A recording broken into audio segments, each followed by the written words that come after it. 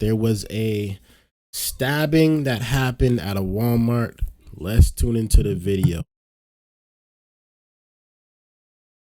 and see what's going on out here in these streets. Thanks for watching Fox 2 News at 10. We begin with breaking news out of Traverse City, where a suspect is in custody after a mass stabbing at a Walmart. Yeah, police say at least 11 people have been hurt in what must have been such a chaotic scene. Let's go now to all of the details that we know so far. It happened earlier this afternoon. Officials say 6 of the victims are in critical condition. 5 are serious right now. The suspect is a 42-year-old man acting alone right now. Investigators aren't releasing the ages of the victims. The motive is also not known here. Now, people in the Walmart helped deputies arrest this man. We're going to have much more coming up later in our newscast. Derek, we're going to have more on that breaking situation out of Traverse City. I understand we have a expert of sorts on the phone. Former Assistant Detroit Police Chief Steve Dolan. Yeah, Steve, we want to talk to you now about what's going on here. I know obviously you're not up there in Traverse City, but you have worked a number of cases, especially when we have multiple people hurt. Explain to us how you believe deputies probably worked with the people there to get the suspect in custody. I think it's amazing. I don't know if they got him inside the store or outside the store. You did say that they helped get the individual in custody, and they haven't released whether it was employees or customers. Was it targeted? Is it like the one in Buffalo where that white guy went in and shot a lot of black people that were customers? So is it race related? Is there a large Hispanic population up there? What was his motive? So you're going to get him in custody, get the weapon. You're going to get a search warrant for his house. And go to his house, get any computers or whatever he's got, check social media, talk to the neighbors, try to find a reason, a motive for this, and then you got to talk to all the customers. Was he a disgruntled customer?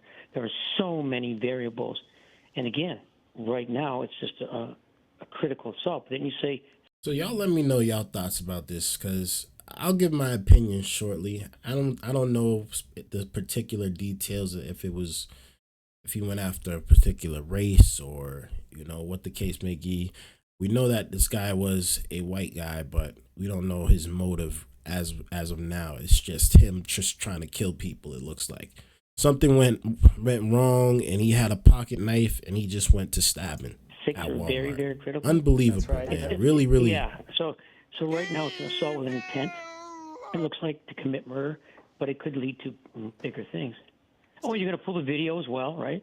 There's so many things that have to go on. And Traverse City is a small town. So state police and county sheriffs, you're going to have to come up with a task force and incident command structure. There's so much involved. Steve, take us through when first responders are just arriving on the scene with so much limited knowledge and a place like Walmart. What is the first thing that they have to do when they arrive? You have to go in immediately, and we learned this after Columbine at the school shooting.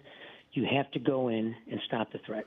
That's your main focus. And I'm surprised this guy's still alive. You just got to go in, and you'll get to the people that are injured after. I'm really you surprised stop this the guy's threat. still alive. And once the threat is contained, then it's safe for EMS or whoever to come in, start tending to the wounded. But your immediate response is, whether you're by yourself or not, you got to go in there and eliminate the threat. And they didn't shoot him, so we don't know if he threw his hands up or, the people were just fighting with him, how they cuffed him, whatever. But that's your immediate threat. Go in there, and once you've got him in custody, then you tend to the wounded.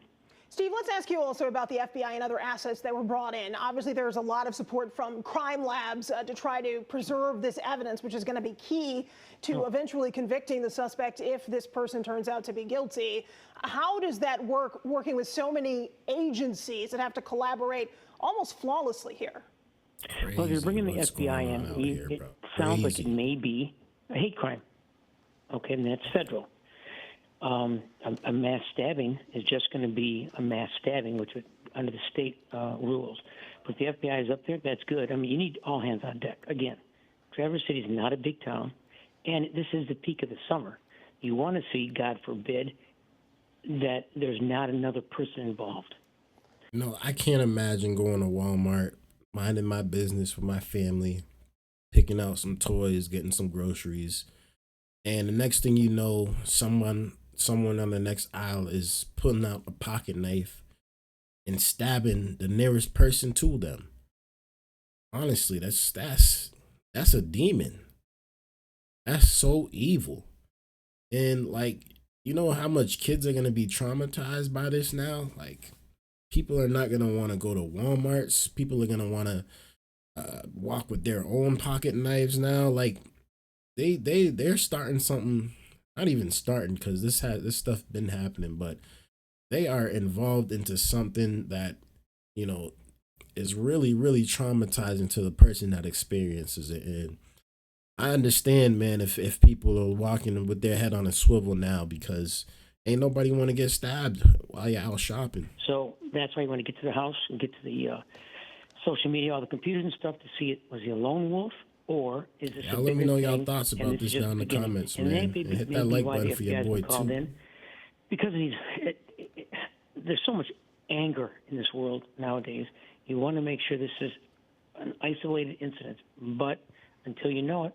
And the other thing is, for what I'm it's really worth, and surprised people this don't think guy's of this still as a alive. rule, he may have booby-trapped the house he's from, or apartment or whatever. So then you got to be careful. You got to get a bomb squad.